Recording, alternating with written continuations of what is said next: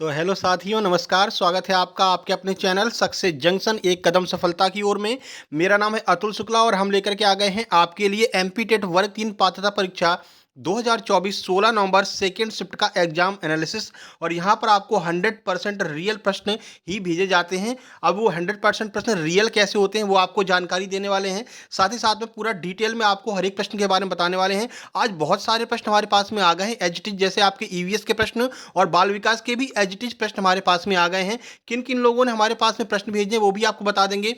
उससे पहले बता दें भाई, जिन लोगों ने हमारी पीडीएफ ली थी आज उनके मजे मजे हो गए हैं। ठीक है, सारे के सारे क्वालिफाई कर गए हैं और अच्छे नंबर से क्वालिफाई कर गए हैं। और आपको हम आपको उसका प्रूफ भी दिखाने वाले हैं। ये आप प्रूफ देख सकते हैं। देखिए, ये वो लोग हैं जिन लोगों ने हमसे पीडीएफ ली थी। आप देख सकते हैं। देखिए, हम जब पीडीएफ सेंड करते हैं तो बोलते भी हैं कृपया अपनी शिफ्ट के प्रश्नों को हमारे पास जरूर भेजिएगा। तो यहाँ पर देख लीजिए 98 नंबर आए हैं। ठीक है, और इनका नाम शायद छुप गया। भैया नाम कमेंट कर देना जो भी हो आप। ठीक है ना, नाम आपका नहीं लिख पाए हैं। चलिए, उसके बाद में गिरिराज शर्मा को देख लीजिए। ईडब्ल्यूएस 82 नंबर इनके आए हैं सुबह वाली शिफ्ट में। ये भी क्वालिफाई कर गए हैं और इन सब ने अपना जो है वो मतलब कि पीडीएफ लिया था। ठीक है, और इन्होंने अभी अभी प्रश्न भी भेजे हैं इन्होंने। ठीक है, इसके अलावा और आपको दिखा दें आभा द्विवेदी के 92 नंबर है। ठीक है, यही ये जो आपको यहाँ पर दिखाई दे रहा है स्क्रीनशॉट, ये आभा द्विवेदी जी का है। इनके 92 नंबर है, तो ये भी क्वालिफाई कर गई हैं। ठीक है, 98 नंबर है। इसके बाद में आगे आ जाइए। देखिए, इसके बाद में अगर हम यहाँ पर देखते हैं, देखिए तो ये शिवम गुप्ता जी हैं। इनके 101 नंबर है भाई साहब, और इनको पूरा का पूरा पेपर ही याद था। जितने क्वेश्चन भेजे हैं बाल विकास के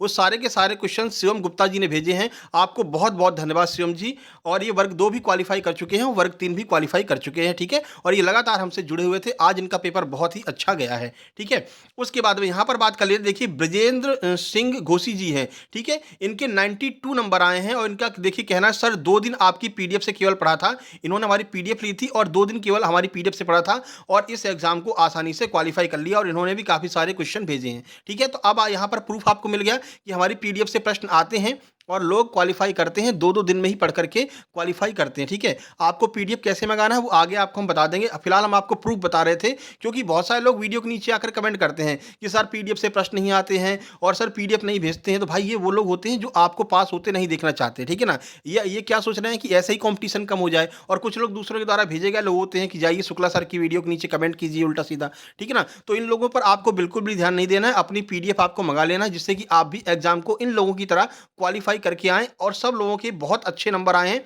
आप देख सकते हैं यहाँ पर। ठीक है, 100 के ऊपर है, 82 है, 98 है, 92 है। ये सारे के सारे लोग एग्जाम क्वालिफाई कर चुके हैं। ठीक है, चलिए बता देते हैं आपको कैसे मंगाना है। तो ये फोन पे नंबर आपको दिखाई दे रहा होगा, फोन पे का स्कैनर, इसको आपको स्क्रीनशॉट खींच लेना है और इस पर मात्र 15 रुपए का आपको पेमेंट करना है। ज़्यादा मतलब कि महंगी भी नहीं है, मात्र 15 रुपए का आपको इस पर पेमेंट करना है। और उसका स्क्रीनशॉट हमारा जो व्हाट्सएप नंबर आपको यहाँ पर दिखाई दे रहा होगा, देखिए ये रहा 7052547003। इस नंबर पर आपको वही स्क्रीनशॉट भेज देना है पेमेंट वाला खींच करके। ठीक है, तुरंत की तुरंत आपको पीडीएफ भेज दी जाएगी। ठीक है, सबको पीडीएफ भेजते हैं। रात में भाई 2-2 बजे तक जगते हैं, एक एक लोगों को खोज खोज करके पीडीएफ भेजते हैं। ठीक है, सुबह तक आप सबके पास में पीडीएफ पहुंच जाती है। ठीक है, तो अब आपका इच्छा भैया, मंगाना चाहे मंगा लीजिए। क्वालिफाई होना है, अगर नहीं तैयारी की है और चाहते हैं भैया क्वालिफाई हो जाए तो 2-2 दिन लोग पढ़ करके अगर क्वालिफाई कर रहे हैं तो आप भी कर सकते हैं। ठीक है, तो पीडीएफ इस तरह से आप मंगा सकते हैं जैसा हमने आपको बता दिया। और आज की वीडियो थोड़ा-सा लंबी होने वाली है क्योंकि काफ़ी सारे प्रश्न हमारे पास ईवीएस के भी आ गए हैं। शिवम जी ने तो बहुत ज़्यादा प्रश्न भेजे हैं। ठीक है, तो चलिए डिटेल में एक-एक प्रश्न के बारे में आपको शुरुआत करते हैं। ठीक है, सबसे पहले ईवीएस से शुरुआत कर लेते हैं। देखिए, तो ये इस पे आप जो है फ़ोनपे पर आप मैसेज करके अपना मँगवा लेना। ठीक है, व्हाट्सएप नंबर यहाँ पर आपको दिखाई दे रहा है। चलिए शुरू करते हैं। आइए देखते हैं, सबसे पहले हम ईवीएस से शुरुआत करने वाले हैं, एनवायरनमेंट से। थोड़ा-सा इसको बड़ा कर लें, 1 मिनट। ये देखिए, ठीक है। तो पहला प्रश्न आपका आज आया हुआ था कि क्रिकेट बॉल का वजन कितना होता है। ठीक है, क्रिकेट बॉल से आज आपका प्रश्न आया था। तो चलिए बता देते हैं भैया, अलग-अलग तरह की क्रिकेट बॉल होती है, लेकिन आपसे जो मतलब कि वैधानिक क्रिकेट बॉल होती है, वनडे क्रिकेट या टेस्ट क्रिकेट में, वो आपसे पूछा जाएगा। तो देख लीजिए, पुरुष क्रिकेट में बॉल का वजन 155.9 से 163 ग्राम तक होता है। तो इसी के बीच में आपका आंसर दिया गया होगा। तो ये आपका वैधानिक वजन होता है, 155 से लेकर के 163 ग्राम तक क्रिकेट बॉल का वजन होता है। अब चलिए कुछ अन्य क्रिकेट बॉल देख लीजिए। महिला क्रिकेट बॉल में वजन जो आपका 140 से 151 ग्राम तक होता है, ये भी आप देख लीजिए। जूनियर क्रिकेट अंडर 13 में बॉल का वजन जो है वो 133 से लेकर के 144 ग्राम के बीच में होता है। इसीलिए पूरा डिटेल में आपको हम जानकारी देते हैं जिससे कि मान लीजिए अगर कोई अन्य प्रश्न इससे आए तो उसको भी आप आसानी से क्वालिफाई कर सकें। चलिए भैया, आज देखिए चंद्रयान वाला प्रश्न आ गया। अपने पूरे हमने सौरमंडल और रॉकेट और अंतरिक्ष में पूरा हमने बताया था चंद्रयान 1, 2, 3 तीनों के बारे में। चंद्रयान 2 का प्रश्न आ गया है कि चंद्रयान 2 का प्रक्षेपण किससे हुआ था? तो जीएसएलवी मार्क 3 से चंद्रयान 2 का प्रक्षेपण हुआ था। पूरा डिटेल में समझा रखा है पीडीएफ में, ठीक है? चलिए कुछ महत्वपूर्ण फैक्ट देख लेते हैं जो आगे आपके एग्जाम में आ सकते हैं। तो चंद्रयान 2 या फिर चंद्रयान द्वितीय, चंद्रयान 1 के बाद चंद्रमा पर खोजबीन करने वाला दूसरा अभियान था जिसे इसरो ने विकसित किया था। अब ये अभियान देखिए, अभियान को जीएसएलवी मार्क 3 प्रक्षेपण यान द्वारा प्रक्षेपित किया गया था। इस अभियान में भारत में निर्मित एक चंद्र ऑर्बिटर, ऑर्बिटर का नाम चंद्र था, एक रोवर, रोवर आपको प्रज्ञान रोवर याद होगा, और एक लैंडर जो कि विक्रम था। तीनों का नाम आपको याद रखना है, तीनों का नाम अलग अलग पूछा जा सकता है। इन सब का विकास इसरो के द्वारा किया गया था। भारत ने चंद्रयान 2 को 22 जुलाई 2019 को श्रीहरिकोटा रेंज से भारतीय समयानुसार 2:43 पर सफलतापूर्वक प्रक्षेपित किया था। और इस चंद्रयान के बारे में पूरा हमने पीडीएफ में बता रखा है, इसीलिए आज मजे मजे हुए सारे पीडीएफ वालों के, सबके बहुत अच्छे नंबर आए हैं। चलिए अभी और भी मैसेज आ रहे होंगे, लेकिन क्या है ना कि अब हमको तो भाई वीडियो रिकॉर्ड करनी रहती है, ठीक है? देखिए, फोबोस और डीमोस ये किसके उपग्रह हैं? आपको अंतरिक्ष वाली वीडियो में कराया है, दोनों के बारे में अच्छे से बताया है। तो मंगल ग्रह के उपग्रह हैं फोबोस और डीमोस। मंगल ग्रह के बारे में पूरा आपको बताया था, लाल ग्रह क्यों है, इसका उपग्रह कौन कौन से हैं, ठीक है, क्या पाया जाता है क्या नहीं पाया जाता इसमें। तो चलिए देख लीजिए, फोबोस और डीमोस मंगल ग्रह के उपग्रह हैं। फोबोस और डीमोस मंगल के दो प्राकृतिक उपग्रह हैं।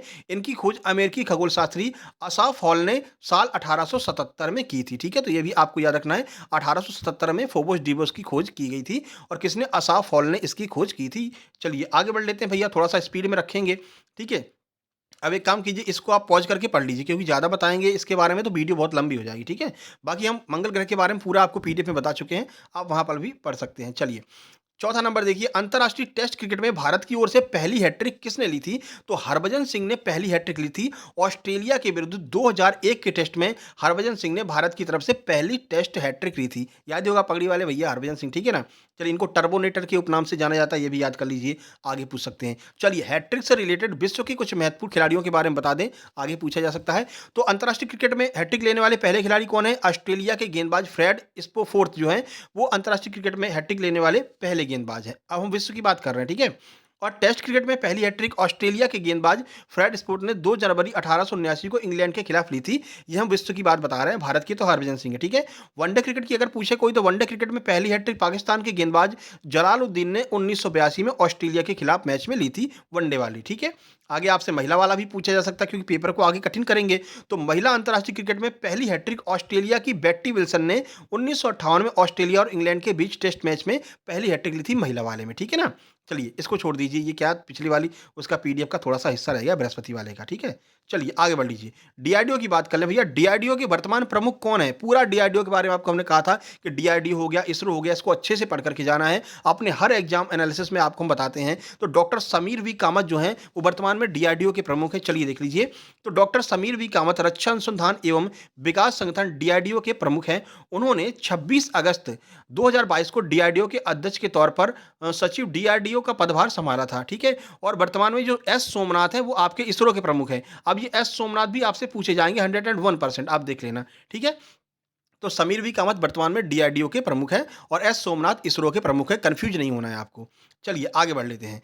अगला प्रश्न है, विषाक्त भोजन खाने से कौन सी बीमारी हो जाती है? तो फूड पॉइजनिंग नामक जो बीमारी है, भोजन विषाक्तता, ये विषाक्त भोजन खाने से हो जाती है। अब इसमें क्या क्या होता है, आइए देख लेते हैं। तो खाद्य जनित बीमारी, जिसे आमतौर पर खाद्य विषाक्तता के रूप में जाना जाता है, दूषित, खराब या फिर विषाक्त भोजन खाने से होती है। खाद्य विषाक्तता के सबसे आम लक्षण कौन से हैं? मतली, उल्टी और दस्त हैं। हालांकि यह काफी असुविधाजनक है, लेकिन भोजन विषाक्तता जो है आपकी असामान्य नहीं है। भोजन विषाक्तता से भाई मनुष्य की मृत्यु तक हो जाती है, कभी कभी ऐसी कंडीशन भी आ जाती है। तो फूड पॉइजनिंग इसका सही आंसर हो जाएगा। चलिए, भूकंप मापने का यंत्र कौन सा है? भूकंप के बारे में पूरा आपको पढ़ाया है, जो रिएक्टर पैमाने पर मापते हैं, सीस्मोग्राफ से मापते हैं। तो सीस्मोग्राफ के द्वारा भूकंप का जो है मापन किया जाता है। भूकंप मापने के लिए इस्तेमाल होने वाले यंत्र को सीस्मोग्राफ कहते हैं। सीस्मोग्राफ भूकंप के दौरान जमीन की हलचल को रिकॉर्ड करने के लिए इस्तेमाल किया जाता है। सीस्मोग्राफ को दुनिया भर में जमीन में लगाया जाता है, हर जगह जमीन के नीचे लगाया जाता है। सीस्मोग्राफिक नेटवर्क के हिस्से के रूप में इसको जो है यूज किया जाता है। भूकंप की तीव्रता मापने के लिए रिएक्टर स्केल का इस्तेमाल किया जाता है। अगली 1-2 शिफ्ट में ये रिएक्टर स्केल आपको देखने को मिलने वाली, ठीक है? इसे अमेरिकी वैज्ञानिक चार्ल्स रिएक्टर ने 1935 में विकसित किया था। आगे बढ़ते हैं, अगला प्रश्न देखते हैं। प्रश्न काफ़ी सारे अपने पास में आज देखिए। इंदिरा गांधी जी द्वारा लिखित पुस्तक कौन सी है? तो माई ट्रुथ जो है वो इंदिरा गांधी जी की आत्मकथा है। आइए देख लेते हैं कब इन्होंने लिखा था। तो इंदिरा गांधी माई ट्रुथ पुस्तक की लेखिका हैं। माई ट्रुथ इंदिरा गांधी के जीवन के अनछुए पहलुओं को दर्शाती है। इंदिरा गांधी भारत की पहली महिला प्रधानमंत्री थी जिन्होंने लगातार 3 कार्यकाल में कब-कब 1966-77, 1980 से 1984 तक, उनकी हत्या होने तक उनका चौथा कार्यकाल चल रहा था। तब तक इन्होंने जो है भारत में प्रधानमंत्री के रूप में कार्य किया है और भारत की पहली महिला प्रधानमंत्री हैं और भारत की पहली महिला जो है आपकी मतलब प्रधानमंत्री ही रहेंगी। ये जो है चाचा नेहरू की वो थी, पुत्री थी, ठीक है ना? ये भी आपको याद रखना है। चलिए, प्रधानमंत्री द्वारा किसानों के लिए कौन-सी योजना लागू की गई थी? प्रधानमंत्री द्वारा किसानों के लिए कौन-सी योजना अभी हाल ही में लागू की गई है? तो चलिए देख लेते हैं, योजनाओं से प्रश्न आने शुरू हो गए हैं, तो आप थोड़ा देख लेना योजनाओं को। वैसे कल एक हम वीडियो बनाने वाले हैं महत्वपूर्ण टॉपिक पर, ठीक है? सुबह-सुबह। तो प्रधानमंत्री किसान सम्मान निधि, जिसे हम पीएम किसान के नाम से जानते हैं, ये जो है चालू की गई है। अब देख लेते हैं कब चालू की गई है, क्या-क्या इसमें मिलता है, क्योंकि ये भी आपसे पूछा जा सकता है। तो प्रधानमंत्री किसान सम्मान निधि पीएम योजना किसानों के लिए केंद्र सरकार की एक योजना है। इस योजना के तहत किसानों को सालाना 6,000 रुपए दिए जाते हैं। यह रकम हर 4 महीने में 2-2 हज़ार रुपए के 3 किस्तों में जो है बैंकों में ट्रांसफ़र किया जाता है किसानों के खातों में। अब ये पूछा जाएगा 6,000 रुपए कैसे दिए जाते हैं? कितनी किस्त होती है? तो ये सब आपको अच्छे से पढ़कर जाना है। इसीलिए डिटेल में आपको समझा रहे हैं, ठीक है? खासियत क्या है भैया? तो यह योजना आपकी 2018 में शुरू की गई थी। ये आपको याद रखना। हो सकता है आपसे आगे पूछें कि जो पीएम किसान योजना है कब शुरू की गई थी? तो 2018 में, ठीक है? चलिए, कल योजनाओं पर एक वीडियो बना देंगे और भी जो महत्वपूर्ण टॉपिक है, बीमारी-वमारियाँ, एक साथ एक वीडियो बना देंगे तो कवर हो जाएगा आपका। कौन से राज्य की सीमा अरब सागर से लगती है? अब ऑप्शन तो पता नहीं है, पर सारे आपके अरब सागर से लगने वाले राज्यों की सीमा आपको बता देते हैं। अगर ऑप्शन में गुजरात हो तो गुजरात इसका बिल्कुल सही आंसर होगा। अन्य कौन-कौन से राज्य हैं, आइए देख लीजिए। तो अरब सागर से लगने वाले राज्यों और केंद्र शासित प्रदेशों के नाम ये हैं, कौन-कौन से हैं भैया? तो पहला आपका गुजरात है, फिर महाराष्ट्र है, ठीक है? महाराष्ट्र है, फिर गोवा है, दमन और दीव है, कर्नाटक है, केरल है और लक्षद्वीप है, दादर और नागर हवेली। ये जितने भी राज्य और लक्ष आपके केंद्र शासित प्रदेश हैं, ये सब अरब सागर अरेबियन सी से टच करते हैं, ठीक है? और गुजरात की तटरेखा जो है सबसे लंबी है और यह करीब 1600 किलोमीटर तक फैली हुई है अरेबियन सी पर। तो अपन को वैसे ही पता है कि सबसे लंबी तटरेखा वाला राज्य कौन-सा है भारत का? तो गुजरात है, ये भी आगे पूछा जा सकता है। वीडियो पसंद आ रही है भाई लाइक कर देना और सबके पास में शेयर करना और सबको बताना भैया, जो लोग बोल रहे थे कि पीडीएफ से प्रश्न नहीं आते हैं, सर पीडीएफ नहीं देते हैं, उनके सामने आज प्रूफ मिल गया है, ठीक है? अब इस वीडियो के नीचे भी बहुत सारे लोग आएँगे, जो दूसरों के द्वारा भेजे जाएँगे, जाओ उल्टा-सीधा कमेंट करके आओ, जिससे लोग पीडीएफ नहीं खरीद सकें और ज़्यादातर लोग फेल हो जाएँ, ठीक है ना? जिससे कॉम्पिटिशन कम होगा, तो आपको ध्यान नहीं देना उन लोगों पे। चलिए, जैविक अपघटक कौन-कौन से हैं? तो जैविक अपघटक के बारे में पहले भी आपको हम पूरा बता चुके हैं, प्रैक्टिस सेट पे ही समझा चुके हैं, पीडीएफ में भी आपको मिल जाएगा। तो चलिए, जैविक अपघटक के रूप में आपको कुछ जानकारी दे दें। देखिए, तो जैविक अपघटक जीवों का एक समूह है जो मृत जीवों और उनके उत्पादों को सरल पदार्थों में तोड़ते हैं। आपको चील, कौवे, जीवाणु, विषाणु के बारे में हमने बताया था जब आपको हम पढ़ा रहे थे, ठीक है? देखिए, तो जैविक अपघटक पारिस्थितिकी तंत्र के लिए बहुत जरूरी हैं। ये मृत पौधों और जानवरों को विघटित करके पर्यावरण के अपमार्जक घटक के रूप में कार्य करते हैं, यानी पर्यावरण के सफाई कर्मी कहते हैं हम जैविक अपघटकों को। जैविक अपघटक के कुछ उदाहरण कौन-कौन से देख लीजिए, तो कवक हो गया, बैक्टीरिया हो गया, कीट, केचुआ, प्रोटोजोआ, ये सारे जो हैं जैविक अपघटक के अंदर आते हैं और केचुओं को किसान मित्र भी कहा जाता है क्योंकि ये मिट्टी को भुरभुरा करता है। ये भी आगे आपसे प्रश्न पूछा जाएगा कि कौन किसान मित्र है, कौन-सा जैविक अपघटक किसान मित्र है, तो वो आपका केचुआ हो जाएगा। चलिए भैया। अगला है, नदी में कपड़ा ना धोने से कौन सी बीमारी से बचा जा सकता है? थोड़ा सा कंफ्यूजिंग वाला प्रश्न था, लेकिन याद रखिएगा, हैजा और हेपेटाइटिस। अब सर क्यों? देखिए, दूषित पानी से आप नहाएंगे या दूषित पानी को पिएंगे तो सबसे पहले हैजा और हेपेटाइटिस होगा और नदी के पानी से दो ही काम करते हैं अपन, या तो नहाते हैं या फिर उसको पीते हैं, ठीक है? तो हैजा और हेपेटाइटिस ये आपका बिल्कुल सही आंसर हो जाएगा। अन्य कौन कौन से रोग हैं, आइए देख लीजिए। तो यह रोग नहाने, धोने या पीने के पानी द्वारा संक्रमित पानी के संपर्क में आने से भोजन में फैल सकता है, ठीक है? और गंभीर जानलेवा बीमारियों का कारण बन सकता है। उदाहरण की बात करें तो टाइफाइड हो गया आपका, टाइफाइड बुखार हो गया, हैजा और हेपेटाइटिस हो गया, ए या ई मतलब हैजा हेपेटाइटिस ए, हेपेटाइटिस ई, ये सारे रोग जो हैं वो आपके गंदगी की वजह से होते हैं, दूषित पानी, दूषित भोजन से होते हैं।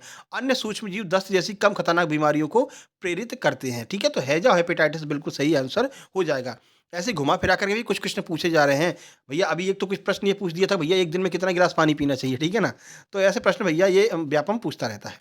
चलिए, पॉलीथीन का पूरा नाम क्या है? ये आपसे पूछा गया था, तो इसका पूरा नाम पॉलीएथिलीन हो जाएगा, ठीक है? ये आपको याद रखना है। चलिए, कुछ जानकारी आपको पॉलीथीन के बारे में बता दें, देखिए।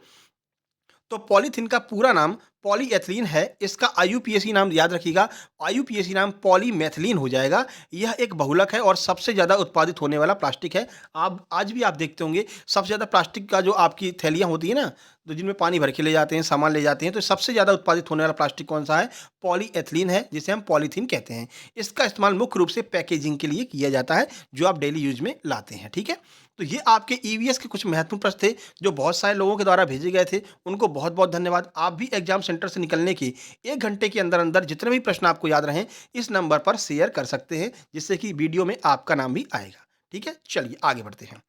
हिंदी की बात कर लेते हैं। देखिए, तो हिंदी में आपके 2 प्रश्न समास से, 1 प्रत्यय से, कारक के 3 से 4 प्रश्न आ रहे हैं। कारक विभक्ति अच्छे से पढ़कर जाइए। 2 से 3 प्रश्न संधि के, और जो गद्यांश है वो वैवाहिक जीवन के ऊपर आया था। इसी में आपकी पूरी ग्रामर पूछ ली गई थी, ठीक है? तो वैवाहिक जीवन के ऊपर आपका गद्यांश आया था, एक पद्यांश आपका आया था। अनेकार्थी शब्द 2 तरह से आए थे। एक तो आपका शुद्ध वर्तनी में आया था, मतलब अनेकार्थी शब्द भी आए थे और वर्तनी वाले शब्द भी आए थे। वर्तनी देख लीजिए, तो वर्तनी 2 तरह की आई थी। एक तो आपकी शुद्ध वर्तनी आई थी, और एक आपका पूरा मतलब कि वो दिया था, वाक्य दिया था। उसमें पूछा गया था कि इसमें कौन-सा वाक्य शुद्ध है, कौन-सा अशुद्ध होगा।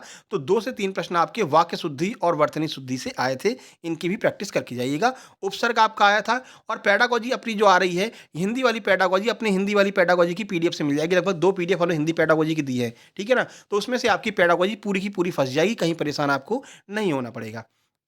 चलिए आगे बढ़ते हैं। अब बाल विकास की बात कर लेते हैं। देखिए, तो बाल विकास में एज इट इज प्रश्न मिल गए हैं।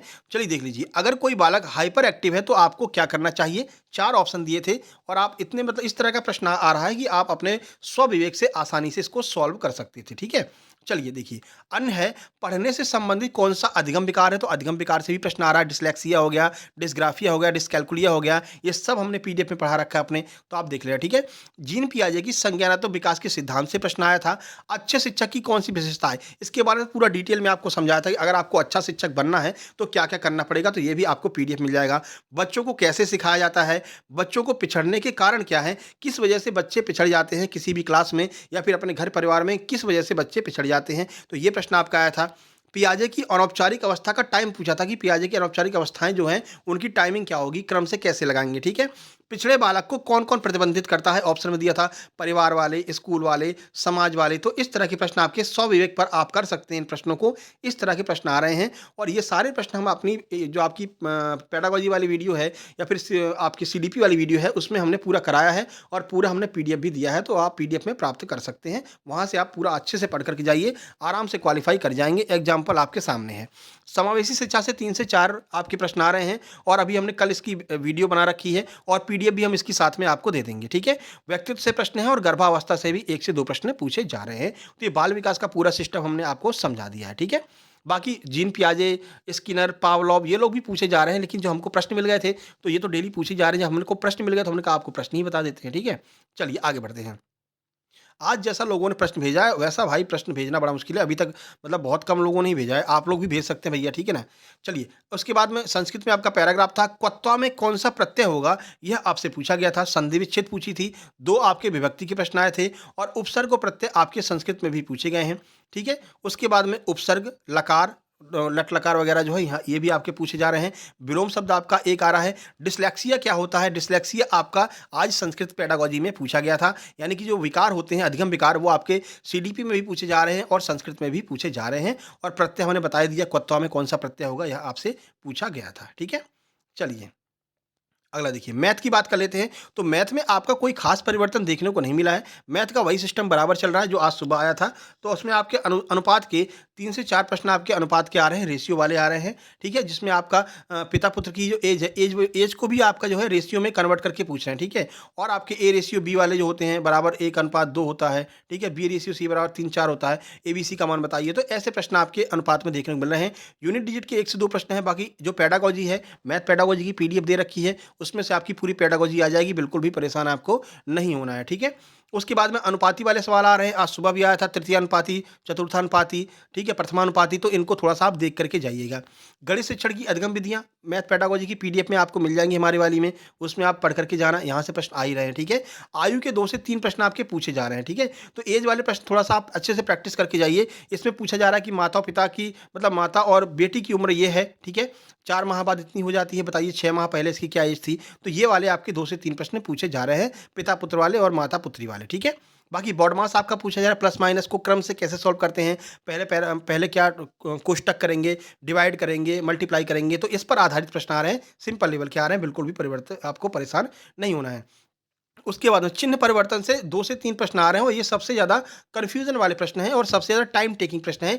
ये प्रश्न ऐसे हैं जो आपके टाइम को खींच रहे हैं, तो इनको आप सबसे लास्ट में कीजिएगा, समय बचेगा आपके पास में पर्याप्त है, बिल्कुल टेंशन नहीं लेना, ठीक है? उसके बाद में भिन्न वाले प्रश्न भी आपके आ रहे हैं और चतुर्भुज के प्रश्न भी आ रहे हैं। आपके मेंसुरेशन मतलब आपकी जो एडवांस है, एडवांस में 2 चीज़ को कवर किया है। सबसे पहले उन्होंने मेंसुरेशन से प्रश्न पूछे थे और अब ज्योमेट्री से पूछ रहे हैं। मेंसुरेशन में बेलन का आयतन वगैरह पूछा था, वर्ग और आपका आयत पूछा था और आपका जो ज्योमेट्री है इसमें आपसे त्रिकोण पूछ रहे हैं, यानी कि त्रिभुज और चतुर्भुज से प्रश्न आ रहे हैं और त्रिभुज में भी आपका ज़्यादातर समकोण त्रिभुज से ही प्रश्न पूछे जा रहे हैं, ठीक है? और चतुर्भुज की जो आपकी मतलब की परिभाषा वगैरह होती है, ये भी आपकी पूछी जा रही है, तो इसको थोड़ा-सा आप ऊपर-ऊपर से पढ़ करके जाइएगा, ठीक है?